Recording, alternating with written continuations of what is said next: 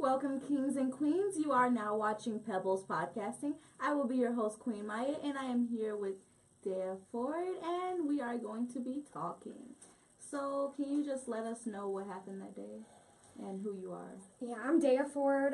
Me and my 2-year-old went to Dairy Queen in Zion, ordered a kid's meal. We asked for ranch instead of mayo, and when coming up to the window to, get our food, we only received half of our order. So I asked for the rest of my order back. The lady actually told me I can't have the rest of my order. When I'm asking her why, she said because he said so and pointed behind her. So I was like, well, can you bring him here so either he can give me the rest of my food or give me my money back? And then that's when he came up to the window. He gave me $5. I was really just going to take it and go about my way. And he was like, if I was her, I wouldn't have took your order either.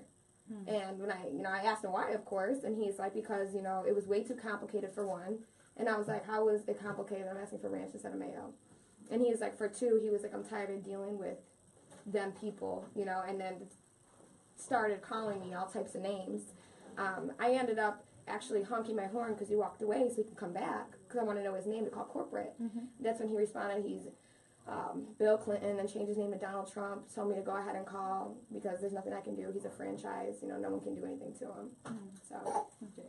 And during this time, how were you feeling? Like, I know that you must have been angry at the time, but like, what were your emotions with it? I was kind of shocked at first. It kind of like threw me back, more so just because like I don't think anyone expects that. That's actually why I had to honk my horn for him to come back. Just because it just didn't process in my head. And then afterwards, I was upset, mostly because, my 2-year-old repeated what he said. So having explained that to my daughter, like, it's a position that I feel like no parent should ever have to be in. Agreed. So. Had you ever been to that specific Dairy Queen before the incident? All the time. And that was the first time it happened? Yep. Okay. So, how did you feel about, the support you got behind it and when you first told people about it, like on the news and things like that? It was crazy. I went to social media, after I went to the police, I went straight to social media. And, of course, I asked people to share it, but I didn't expect the amount of support that I received. I was thinking more, I put it out there just so people would know, and I was hoping wouldn't support his business, or, he would get a couple phone calls. And it ended up, going all over. So that was huge. A lot of no one really supported that, and everyone was behind me on it. So that was great. Do you think that justice was served with everything? I think it was. Okay. And if you could change anything from that day, what would you change? Well, I wouldn't have went to that Dairy Queen, that's for sure. Okay. Does this make you look at Zion or anything in Zion, the corporation, a different way, or are you just looking at it as that specific incident? It actually made me want to come to Zion more, only because of all the support that I was shown, with the chief, with the police, with my community behind me. Everyone just coming together, it made me realize, like, okay, this isn't what this, town stands for, and there's so many people that are behind me on this, so it made me feel more welcomed, actually. Okay, that's good. And we understand that you had a protest that went on in front of the Dairy Queen, and do you think that was a good turnout, or how do you think that went? Yeah, I actually didn't set up the protest. Someone else did, and a lot of people came out, and it was after the Dairy Queen was already shut down. So still seeing people come out, getting together, that I think it turned out pretty well. Pretty well. Also, at the protests, there were people who were saying Black Lives Matter, and there were some people who contradicted it with All Lives Matter. Yes. And where do you stand with this issue? That was one of my biggest issues. I'm biracial, and it wasn't just the whole fact that I was, called what I was called. It was more so, I felt like no one should be discriminated. If someone comes in there and they're disabled, you don't not serve someone because they're disabled. You don't serve someone because of their sexual, preference. It shouldn't matter. And I tried to explain this to them before any of this happened, and they kind of took over with this Black Lives Matter. And I had made a post on Facebook that people stand for what they stand for, but me personally, I stand for all lives matter. Because if this happened to my mother, this happened to my little brother, this happened to my best friend, I would still be on it just how I am now. So it's definitely, I stand for all lives matter, absolutely. Did that spark any controversy with anyone?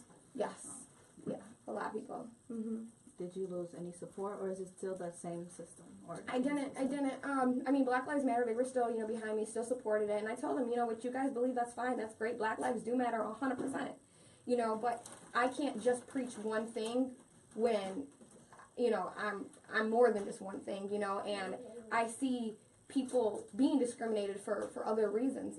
I feel like no one should have to feel how I felt. So, I mean, they understood, and, they can think what they want, and what I want, but we all ended up coming together anyway, so. So if Dairy Queen were to open back up, but with a different person running the franchise, would you go to that Dairy Queen, or is Absolutely. this just a no for you? No, I would absolutely go there. Even if it's in the same location? Absolutely. Okay. And who were the first people to reach out to you when everything happened? Was it just a whole bunch of people on social media who came together?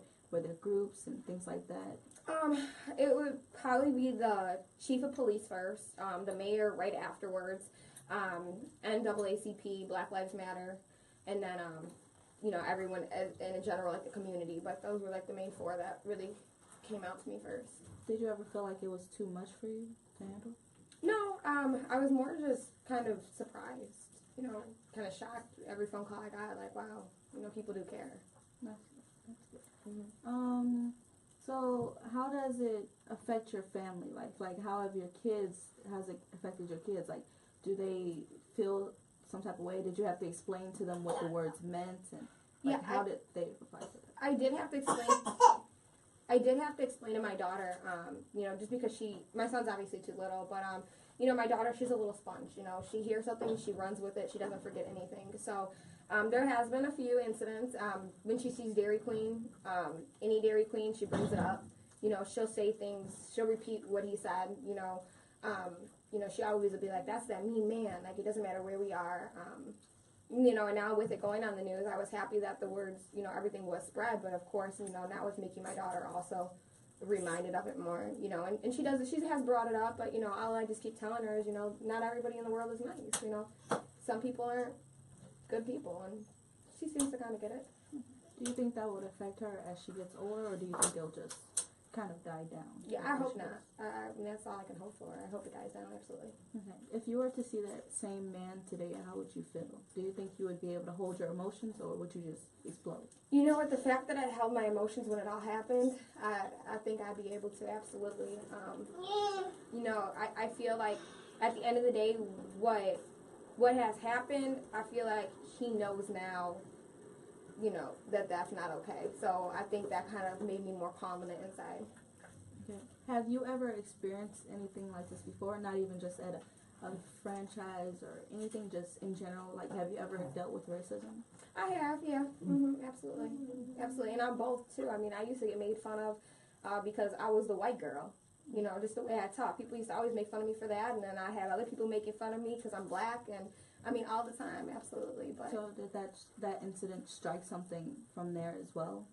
Mostly because my children were involved. That's mostly what the biggest issue was, is my kids were there. Okay. So even though that you have a baby and he doesn't really understand what went on, would you explain that as he gets older, what happened? Not necessarily. I don't think, unless somehow it was brought up, but otherwise, And in some conclusion questions, how would you feel if that same man got his same position back from Dairy Queen? Would you feel like betrayed, or how would you feel with that? Oh yeah, most definitely. I would definitely feel betrayed. I think the whole community would as well behind me, so I don't think that would ever happen. I really truly don't. I would be shocked. Yeah. I would definitely be shocked. As we all would. Well, just to let you know, you have a lot of support behind you. I think that what you did was very brave and very strong, and it takes a lot of courage for you to be able to react like that. And yeah, is there anything else you would like to say before you sign off? No, I just, at the end of the day, I do appreciate, just the whole community as one, coming together, and, I was one person, one person with one story, and the only reason that it reached everybody it did is because how many people shared it. It was my voice, but everyone made sure I was heard. So, thank you to everybody. All right, and you have it. This is Queen Maya signing off with Pebbles Podcasting. Thank you for tuning in. Make sure that you subscribe, like, and share. See you guys next time.